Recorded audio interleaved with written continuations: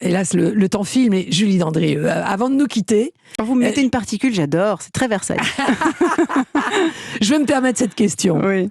Julie, combien de fois le cinéma vous a-t-il fait les yeux doux pour vous prendre dans sa nasse? Vous, la fille de Nicole Courcelles, héroïne, entre autres, de Rendez-vous de juillet, de Jacques Becker.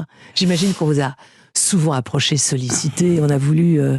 faire de vous une star de cinéma. On m'a proposé, j'ai même eu des propositions du grand méchant loup Harvey Weinstein.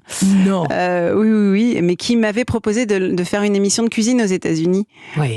Et donc on s'est pas mal vu à un moment parce qu'il était question de développer tout ça. Et par ailleurs, il m'a souvent proposé de jouer l'actrice. Et non, c'est pas du tout mon métier. C'est pas mon aspiration.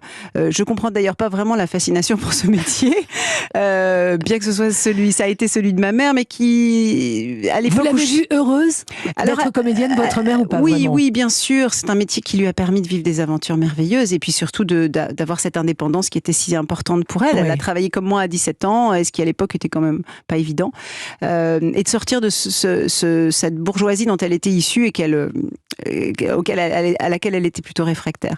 Donc, oui, évidemment, elle a pu voyager et faire plein de choses. Mais par ailleurs, elle m'a toujours dit que finalement, c'était un métier un peu qui pour elle était un peu superficiel. Maman, elle avait un sens de l'autre très profondément ancré. Elle avait c'était une révolutionnaire. Elle a milité vraiment très à gauche aux côtés de Michel Piccoli, dont elle partageait la vie, aux côtés d'Yves Montand, Simone Signoret. Bon, donc je crois que le métier de comédien à un moment lui a paru peut-être un peu léger. Oui, un peu léger, c'est ça. Et d'ailleurs, elle s'est investie auprès d'associations dans divers domaines, de lutte notamment contre la violence faite aux enfants. Et elle m'a toujours dit qu'elle aurait rêvé d'être avocate pénaliste. Donc vous voyez, on était sur une autre sphère. Mais elle a découvert le métier de comédien à l'âge de 17 ans. Elle s'était essayée à ça. Elle a été cueillie vraiment, comme vous l'avez dit, par Jacques Becker. Et les choses se sont déroulées. Il n'y avait pas vraiment d'intention.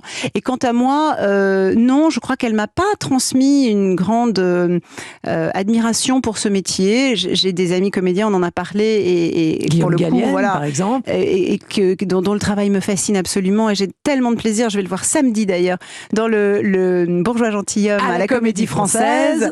Oui, ça, j'ai énormément d'admiration pour ces gens-là. Par ailleurs, tout le reste du côté un peu miroir aux alouettes du métier d'acteur ne m'intéresse pas beaucoup, et j'ai pas envie de rentrer dans cette duplicité-là. Eh ben, j'ai ma réponse parfaite. Alors, chère Julie, je rappelle que le numéro 1 de À croquer est en kiosque et le numéro 2 sortira, lui, mi-juillet. Oui, absolument. Voilà. Bon, et puis, eh bien, écoutez, maintenant, je vous attends pour nous parler de la nouvelle émission. Oui, très prochainement. Elle sera là bientôt. Mais c'est tellement un plaisir de venir vous voir. C'est pas une pause, hein, c'est vraiment une joie. Vous préparez tellement vos interviews, vous savez tout. C'est rare dans ce métier, donc on peut le dire. Bon, ça se voit pas à la radio. Ça y est, je suis rouge comme une pivoine. Ah oui, je vous embrasse. À très Merci, bientôt. Isabelle. Et bel été. Merci beaucoup.